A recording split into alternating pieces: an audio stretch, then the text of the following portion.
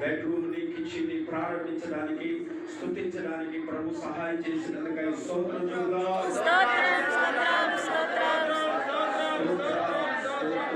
ఈ గృహంలో ఈ దినాన మనం ఉన్నాం. దీని వెనక ఎంతో కష్టము, వ్యయ, ప్రయాస ఎంతో ఉంటది.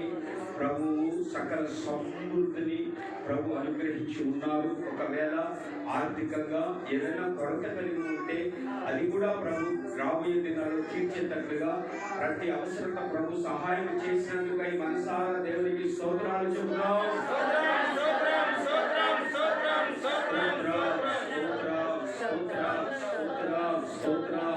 ఈ గృహాన్ని కట్టిన మేస్త్రులను కూడా, పనివారిని కూడా, పెయింటర్స్ ని, టైల్స్ వేసిన వారిని, ప్లంబర్స్ ని, ఎలక్ట్రీషియన్స్ ని, వీళ్ళందరినీ, ఈ గృహం కొరకు ప్రయాసపడిన బిడ్డలందరినీ దేవుడు ఆశీర్వదించులాగిన స్తోత్రం చెబుదాం.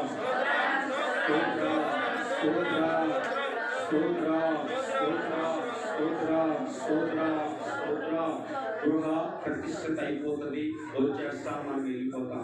కానీ ఇందులో నివసించేవారు ఇందులో ఆరోగ్యకరంగా ఉండాలి, సమాధాన సంతోషకరంగా ఉండాలి.